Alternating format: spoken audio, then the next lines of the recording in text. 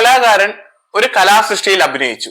അത് അയാളുടെ real life അല്ല, അത് അയാളുടെ റിയൽ ലൈഫ് എന്നാണ് ന്യൂജൻ കൺസെപ്റ്റ് വഴി നമ്മൾ അറിയപ്പെടുന്നത്. ആ ഒരു രീതിയിൽ ഒരു മനുഷ്യന്റെ വ്യക്തി ജീവിതത്തിനെ അഭിനയിച്ച ഒരു കഥാപാത്രത്തെ അയാളുടെ ജീവിതത്തിൽ സ്വാധീനം ചെലുത്താൻ സാധിക്കുന്നത്. വർഷങ്ങൾക്ക് മുമ്പേ റിലീസ് ചെയ്ത OTT വഴി റിലീസ് ചെയ്ത ചുഴലി എന്ന് പറയുന്ന ഒരു സിനിമ ഇന്ന് വിവാദമായി നിൽക്കുകയാണ്. അതിൽ അഭിനയിച്ച നടൻ ജോജു ജോർജ് തന്റെ മകൾ നേരിട്ട ഒരു ദുരനുഭവത്തെ കുറിച്ചും വളരെ വൈകാരികമാം വിധം മീഡിയയുടെ മുന്നിൽ അവതരിപ്പിക്കുകയുണ്ടായി.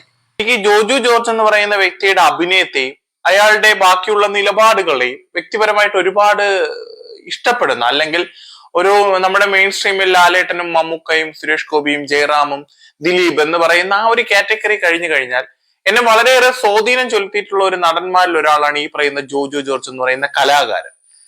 ആ കലാകാരൻ വന്ന് നിന്ന് ഇങ്ങനെ ഒരു സ്റ്റേറ്റ്മെന്റ് നൽകുമ്പോൾ നമ്മുടെ ലാലേട്ടനെയും അതുപോലെ തന്നെ മമ്മൂക്ക എന്ന് പറയുന്ന അത്തരത്തിലുള്ള കലാകാരന്മാരെയൊക്കെ നമ്മൾ എഴുന്നേറ്റ് നിന്ന് വന്ദിക്കണം. കാരണം അവർ അവരുടെ ലൈഫിൽ പലതരത്തിലുള്ള കഥാപാത്രങ്ങളെ അഭ്രപാളികൾ വഴി ജനങ്ങളുടെ മുന്നിൽ എത്തിച്ചിട്ടുണ്ട്.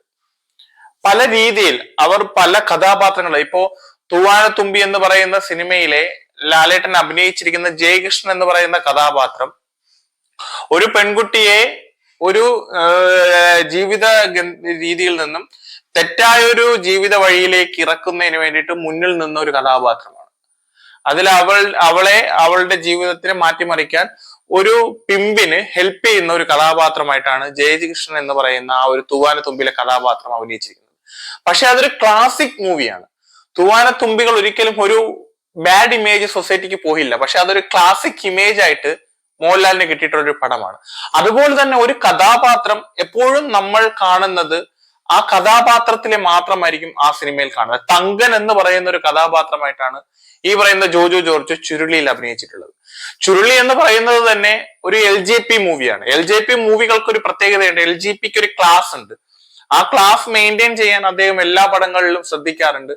അതൊരു കൊമേഴ്ഷ്യൽ സ്റ്റൈലിൽ എടുത്ത ഈ പറയുന്ന ലാലേട്ടന്റെ ലാസ്റ്റ് ഇറങ്ങിയ, അതായത് പരാജയപ്പെട്ട ഒരു പടമാണെങ്കിൽ പോലും അതിനൈക്കോട്ടെ വാലിബൻ എന്ന് പറയുന്ന ഒരു സിനിമ മോഹൻലാലിനെ വെച്ച് എടുക്കേണ്ടത്. പക്ഷെ അതൊരു തിയേറ്ററിൽ അതൊരു പരാജയമാണെങ്കിൽ പോലും അതിനകത്തൊരു ക്ലാസ് ആണ് പുള്ളി ഉദ്ദേശിച്ചത്.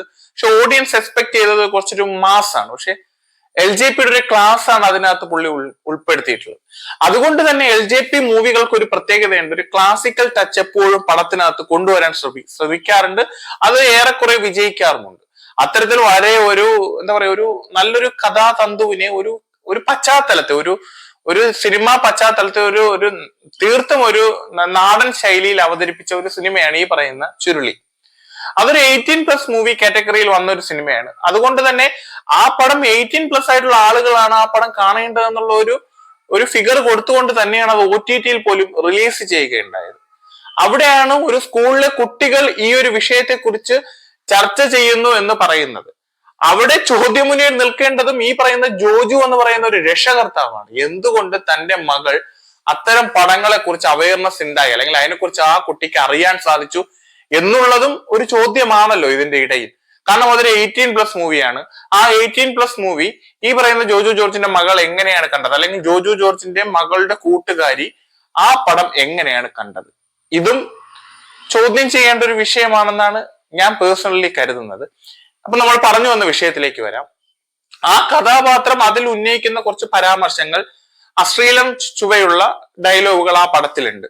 ഈ നടൻ അറിഞ്ഞുകൊണ്ട് തന്നെയാണല്ലോ ആ സംഭാഷണം വായിച്ചതിന് ശേഷം ഡബ് ചെയ്തിട്ടുണ്ടാവുക. അല്ലാതെ ഒരാളെ ഉറക്കിക്കിടത്തി ഡബ് ചെയ്യാൻ സാധിക്കത്തില്ല. ഇത് അയാളുടെ ബോധാവസ്ഥയിൽ അയാൾ ഡബ് ചെയ്ത ഒരു പടം. ആ ഡബ് ചെയ്ത പടത്തിനകത്ത് ഇത്തരത്തിലുള്ള ഒരു സംഭാഷണം അത് പൊതുസമൂഹത്തിന് വന്നു. അത് ഒരു സിനിമ, ഇപ്പോൾ ഒരു കഥാകൃത്തായാലും ഒരു സംവിധായകനായാലും ഒരു കലാസൃഷ്ടിയെ ഒരു പബ്ലിക്കിന് മുന്നിൽ ഇറക്കുമ്പോൾ അവരുടെ ഇന്റൻഷൻ 2 വഴികളിലൂടെയാണ്. ഒന്ന്, ഫിനാൻഷ്യലി ഉള്ള ലാഭം. രണ്ടാമത്, താൻ ഇറക്കുന്ന ക്രിയേറ്റിവിറ്റി ഒരുപാട് പേരിലേക്ക് എത്തുക എന്നുള്ള ഒരു കലാകാരന്റെ ഒരു ആഗ്രഹം. അതിനുവേണ്ടി ഒരു OTT പ്ലാറ്റ്ഫോം ലഭിച്ചപ്പോൾ ചുരുളി എന്ന് പറയുന്ന ഒരു പടം ഒരുപക്ഷെ OTTയിലേക്ക് വിട്ടതായിരിക്കാം. അങ്ങനെ അത് OTT വഴി ഒരുപാട് പേരിലേക്ക് എത്തി. അതിന് ഒരുപാട് രീതിയിലുള്ള പോസിറ്റീവ് നെഗറ്റീവ് ആയിട്ടുള്ള അഭിപ്രായങ്ങൾ ആ സമയത്ത് തന്നെ ഉണ്ടായി. ഒരുപാട് കഴിഞ്ഞിട്ട് എനിക്ക് തോന്നുന്നു ജോജു ജോർജ് ഇന്റൻഷനലി പറഞ്ഞത് ഒരു വിഷയമാവണമെന്നില്ല. കാഷ്വലി ഒരു ഇന്റർവ്യൂവിനിടയിൽ ഉണ്ടായ ഒരു സംഭവമാണ്. അതിലൊരു ഇന്റർവ്യൂവർ ചോദിച്ചപ്പോൾ വളരെ കാഷ്വലായിട്ട് തന്റെ ഒരു അനുഭവം അവിടെ വിവരിച്ചു. പക്ഷെ അത് ഏറ്റുപിടിച്ചുകൊണ്ട് അതിന്റെ സംവിധായകൻ തന്നെ രംഗത്ത് വരികയും അതിനൊരു മറുപടി എന്ന രീതിയിൽ ജോജു ജോർജ് ഒരു പത്രസമ്മേളനം നടത്തുകയും ആ ഒരു വിഷയം ഇപ്പോൾ പൊതു ഇടത്തിൽ നിൽക്കുകയും ചെയ്യുന്നു. പക്ഷെ ഇവിടെ എല്ലാം തന്നെ നമ്മൾ തിരിച്ചറിയേണ്ടത്, ഒരു വ്യക്തിയെ പേഴ്സണലി ഒരു പടത്തിൽ അയാൾ അഭിനയിച്ചു എന്ന് പറഞ്ഞിട്ട് ആ കഥാപാത്രവും ആ ആളുടെ വ്യക്തി ജീവിതവുമായിട്ട് ഒരു തരത്തിലും ബന്ധമുണ്ടാവില്ല. വ്യക്തി ജീവിതങ്ങളിൽ അയാൾ വളരെ നിഷ്കളങ്കനായ ഒരു മനുഷ്യനാണെങ്കിൽ അയാൾ എങ്ങനെയാണ് ഒരു റിയൽ ലൈഫിൽ, അതായത് ഒരു സിനിമയിൽ ഒരു ക്രൂരനായി അഭിനയിച്ചു എന്ന് പറഞ്ഞിട്ട് നമ്മൾ കാണുന്ന നമ്മുടെ മലയാള സിനിമകളിലെ വില്ലൻ കഥാപാത്രങ്ങളമാരായി അഭിനയിക്കുന്നവരെല്ലാരും തന്നെ അവരുടെ വ്യക്തി ജീവിതത്തിൽ വളരെ സൗമ്യമായ, വളരെ സാധാരണക്കാരായ, വളരെ പാവങ്ങളായ മനുഷ്യരാണ്.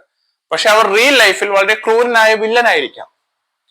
ഈ പറയുന്ന, ഞാൻ ഒരു എക്സാമ്പിൾ ആയിട്ട് തന്നെ ഞാൻ പറയാം, ഈ പറയുന്ന ജോജു ജോർജ് തന്നെ സംവിധാനം ചെയ്ത് നമ്മുടെ മാർക്കറ്റിലെത്തി വളരെ കയ്യടി നേടി, വളരെ മാർക്കറ്റ് വിജയം നേടി, ഒരുപാട് പൈസകൾ നേടിയ ഒരു സിനിമയാണ് പണി എന്ന് പറയുന്ന മൂവി. ആ മൂവി പോർട്രേ ചെയ്യുന്ന ഒരു കഥാതന്തു എന്ന് പറയുന്നത് ക്രിമിനൽ വാസനയുള്ള ആളുകളുടെ ജീവിതത്തെ സൊസൈറ്റിയുടെ മുന്നിൽ കാണിക്കുന്നതാണ്. എന്ന് പറഞ്ഞാൽ അതിൽ അഭിനയിച്ചിരിക്കുന്ന കലാകാരന്മാരെല്ലാം തന്നെ ക്രിമിനൽ വാസനയുള്ള ആളുകളാണോ? ഒരിക്കലുമല്ല. കഥയെ കുറേയേറെ കഥാപാത്രങ്ങൾ ചേർന്ന് അഭിനയിച്ച് ഒരു മൂവിയാക്കി ജനങ്ങളുടെ മുന്നിൽ എത്തിച്ചു. അതൊരു വിഷയത്തെ, ആ ഒരു വിഷയത്തെ നമുക്ക് ഇപ്പൊ ഈ പറയുന്ന ജോജു ജോർജിന്റെ മകൾക്ക് ഉണ്ടായ ദുരനുഭവത്തെ കുറിച്ച് പറഞ്ഞു. എന്തുകൊണ്ട് തന്റെ അച്ഛൻ സംവിധാനം ചെയ്ത മൂവിക്കകത്ത് ഇത്തരം കഥാതന്തുക്കൾ ഉണ്ട് എന്ന് പറഞ്ഞിട്ട് ഇനിയും ആ കുട്ടിയെ കുറിച്ച് അന്ന് വന്നിരുന്ന ജോജു ജോർജ് പറയുമോ, ഞാൻ എടുത്ത എന്റെ സിനിമ അല്ലെങ്കിൽ ഞാൻ സംവിധാനം ചെയ്ത എന്റെ സിനിമ വളരെ മോശമായി പോയി, അല്ലെങ്കിൽ അതൊരു മോശം മെസ്സേജ് നൽകുന്ന ഒരു പടമാണ്, അതിന്ന് സൊസൈറ്റിയിലേക്ക് തിയേറ്റർ റിലീസ് ചെയ്തതിൽ ഞാൻ ലജ്ജിക്കുന്നു എന്ന് ഈ പറയുന്ന ജോജു ജോർജ് പറയും? ഒരിക്കലുമില്ല. കാരണം അത് ജോജു ജോർജിന്റെ തന്നെ കരിയറിലെ ഏറ്റവും വൺ ഓഫ് ബെസ്റ്റ് മൂവി, അദ്ദേഹം സംവിധാനം ചെയ്ത ആദ്യത്തെ മൂവി തന്നെ വളരെ വിജയത്തിൽ നിൽക്കുന്ന ഒരു മൂവിയെ പിന്നൊരു നെഗറ്റീവ് ഷെയ്ഡിലേക്ക് കൊണ്ടുപോകാൻ ജോജു ജോർജ് ഒരിക്കലും ആഗ്രഹിക്കില്ല. അങ്ങനെ ഒരു ഇഷ്യൂ ഉണ്ടായാൽ പോലും അത് തന്റെ ഉള്ളിൽ നിർത്തി ആ വിഷയം അവിടെ നിർത്താനേ ജോജു ജോർജ് ആഗ്രഹിക്കത്തുള്ളൂ. അപ്പൊ അതുപോലെ തന്നെയാണ് ഒരു സിനിമയെ ഒരു ജനം എങ്ങനെ ഏറ്റെടുക്കുന്നു. അതിനെന്തായാലും എല്ലാ സിനിമയും എല്ലാവരും ഏറ്റെടുക്കണമെന്നില്ല. കുറെ പോസിറ്റീവും നെഗറ്റീവും ആയിട്ടുള്ള അഭിപ്രായങ്ങൾ ഉണ്ടാവും. എല്ലാ പടങ്ങളും ഇവിടെ വിജയിക്കണമെന്നില്ല. ഇവിടെ ബിഗ് ബി ഇഷ്ടപ്പെടുന്ന ഒരുപാട് പേരുണ്ട്, ബിഗ് ബി ഇഷ്ടപ്പെടാത്ത ഒരുപാട് പേരുണ്ട്. അതുപോലെ തന്നെ ഓരോ കഥയും ഓരോ സിനിമയും ഓരോരുത്തരുടെ ഇഷ്ടത്തിനാണ് അവർ കാണുന്നത്. അവർക്ക് ഓരോ പ്രേക്ഷകനും ഓരോ വ്യൂ ഓഫ് പോയിന്റ് ആണുള്ളത്. ഇപ്പൊ എനിക്ക് ഇഷ്ടപ്പെടുന്ന ഒരു സിനിമ മറ്റൊരാൾക്ക് ഇഷ്ടപ്പെടണമെന്നില്ല. അതുപോലെ തന്നെയാണ് താങ്കളുടെ ഒരു കഥാപാത്രം മാത്രമാണ് തങ്കൻ എന്ന് പറയുന്ന ആ ഒരു കഥാപാത്രം. തങ്കൻ അതിലൊരു നാടൻ ശൈലിയിലെ ഭാഷാ പ്രയോഗിയാണ്. വളരെ പ്യൂറായിട്ടുള്ള ഒരു നാടൻ ജീവിതത്തെ പച്ചയായ രീതിയിൽ ചിത്രീകരിച്ച് അവതരിപ്പിച്ചിട്ടുള്ള ഒരു പടമാണ് ഈ പറയുന്ന ചുരുളി. അപ്പോ അത്തരത്തിലൊരു കഥാപാത്രത്തെ താങ്കൾക്ക് അഭിനയിക്കാൻ കിട്ടിയതിൽ താങ്കൾ അഭിമാനിക്കുകയാണ് ചെയ്യേണ്ടത്. താങ്കൾ ആ വീഡിയോയിൽ പറയുന്നുണ്ട് ആ ഒരു കഥാപാത്രം ചെയ്തതിൽ താങ്കൾക്ക് വളരെ സന്തോഷമാണെന്ന്. പക്ഷെ ആ ഒരു താങ്കൾ വിചാരിച്ചു ഇതൊരു അവാർഡിലേക്ക് പോകുന്നതാണ്, പക്ഷെ അതൊരു OTT-യിലേക്ക് വന്ന് ഒരുപാട് പേരിലേക്ക് എത്തിയപ്പോൾ ഉണ്ടായ ഒരു ബുദ്ധിമുട്ടിനാണ് താങ്കൾ പോയിന്റ് നോട്ട് ചെയ്തത്. പക്ഷെ അവിടെയും ഞാൻ അതിന്റെ ഒരു വശം പറയുന്ന, ഒരു സംവിധായകൻ സൈഡിൽ നിന്ന് ചിന്തിച്ചാൽ, അല്ലെങ്കിൽ ഒരു കഥാകൃത്തിന്റെ സൈഡിൽ നിന്ന് ചിന്തിച്ചാൽ, അവർ ചെയ്യുന്ന ഒരു കലാസൃഷ്ടി ഒരുപാട് പേരിലേക്ക് എത്തുമ്പോൾ അത് ഫിനാൻഷ്യലി ഉള്ള ഒരു ഹാപ്പിനെസ് അല്ല, തന്റെ കലാസൃഷ്ടി ഒത്തിരി പേർ കാണുന്നു എന്നുള്ള. ഇപ്പൊ ഏതൊരു വ്യക്തിയായാലും ഒരു വീഡിയോ, ഇപ്പൊ ഞാൻ യൂട്യൂബിൽ വീഡിയോ ചെയ്യുന്ന ഒരു വ്യക്തി എന്ന രീതിയിൽ ഞാനും പറയുന്നുണ്ട്, ഞാൻ ചെയ്യുന്ന ഒരു വീഡിയോ ഒത്തിരി പേർ കാണുമ്പോൾ ഉണ്ടാവുന്ന ഒരു സാറ്റിസ്ഫാക്ഷൻ, അത് എനിക്ക് ഈ യൂട്യൂബ് തരുന്ന റവന്യൂവിൽ നിന്നും ഒരുപാട് മേലെയാണ്. അതൊരു ഹാപ്പിനെസ് ആണ്. ആ ഹാപ്പിനെസ് ആണ് പൈസയേക്കാൾ മുകളിൽ നിൽക്കുന്നത്.